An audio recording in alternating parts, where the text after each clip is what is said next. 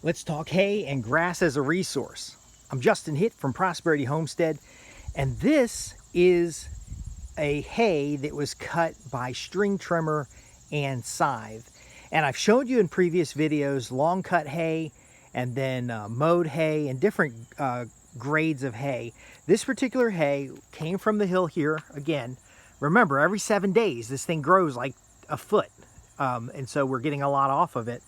This has been less than 7 days, a little over 7 days maybe, from the maintenance company. So I've hired a maintenance company to come out on a regular basis and mow this grass and mow all the lawn, okay? Because I was having problems with the city. They kept coming out and giving me notices that the grass was too long. Now, every time they cut it, just like before when I cut it, I gather up the hay and I move it off site. Now, in the past, this resource was perfect for a deep bedded mulched garden area. It's perfect for establishing new grass areas for erosion management and control. But this hay right here, it got rained on several times, and you can see it's moist under here. And see if we can get the light right here, because it's got a good, big old shadow. Nice and bright outside, but it's super hot outside. The top of it is dry, but the bottom still has moisture. Now, if I was going to use this for animals and it wasn't as finely chopped, I would turn this and keep it dry. The key to hay as fodder or food is that it has to stay dry. It can't lay out in the field for a while. You need to flip it. You need to dry it out. Now, the guys that did the string trimming here are talented with the string trimmer. They know what they're doing. They didn't tear things up too bad. And so I raked this off. I laid it out in the drive here to dry out. And then I will flip it, turn it, and get it into the truck to take to another property, because I can't compost it here. But again, grass is a resource. This would make excellent compost. It would make excellent mulch around existing plants. It provides, look at this, the amount of area it provides. Again, we're going to get the same square footage.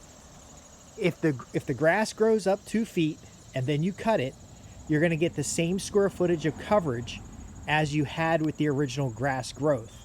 So this, as on a garden bed, would give me a couple inches of mulch, which would definitely kill out any weeds, retain moisture, and ultimately give us a lot of benefit, give us a lot of nutrients. The grass is going to bring up minerals. It's capturing carbon from the atmosphere.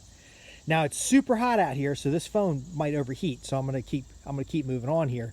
But just understand that this is a resource, not a burden.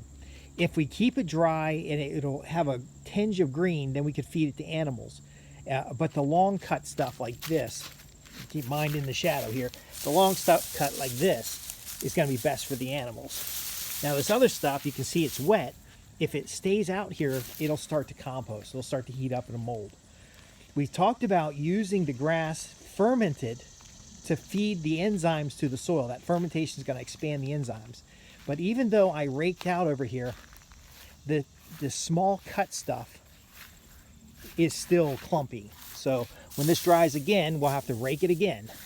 And so the benefit of the long cut grass is that we're going to get longer pieces of grass, better quality of grass, and it can have more uses. So you can have the food use, so you turn it into meat calories. Now, what we do notice here is with the string trimmer, you can't really avoid making a mess of the soil. So you can see these bare spots now. These bare spots do not exist when it is cut with a scythe, because the scythe will cut everything off nice and clean. It's not all beat to death like this. And we're not likely with the scythe to scalp the ground. So you can see there's a lot of scalping going on. But again, because I've had problems with the city, because folks don't quite understand what's going on here, they're not subscribers of my channel, they don't realize that a lot of the mechanical methods are not as friendly. Now, how am I going to resolve this? Again, because I want grass to grow on this hill. At least, see, got another bare spot right here. I want grass to grow on the hill so that we have erosion control. So what I'm going to do is come back and I'm going to overseed this. I'll keep raking the grass off, and we're real careful not to rake dirt, because we want a little bit of coverage like that, a little bit of thatch coverage. I'm going to come back and overseed with like a lawn grass, like the grass that's out there. And that way that grass can start taking over. The longer grass will get choked out. We'll have more of an opportunity to start filling in some of these areas. And then as the areas fill in, we'll start cleaning up some of the grading. So for example, probably fill this in. But again, we had a huge rain event yesterday. Rained for a couple hours and there's no water in here. Because again, it's soaking and spreading everything. But we don't want a clumping grass here. You can see how, how there's a lot of soil exposure now.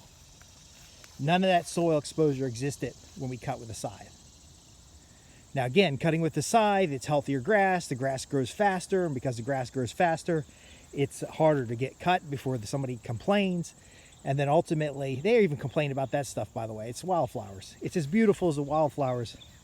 Not as beautiful as the wildflowers the neighbors have. But again, all this stuff here can be chopped and then incorporated into a compost, animal feed, can be incorporated into bedding, for example. That hay down there would be great bedding because it's not quality enough for animals to eat. So let's say you have a rabbit hutch. You can throw that hay up under a rabbit hutch. You can throw that up under a pigeon coop. You can throw that up under your quail. You can throw that under your any kind of a meshed system where you might have animals up off the ground. You can throw that in with your pigs in the area where they're going to have a lot of imprinting.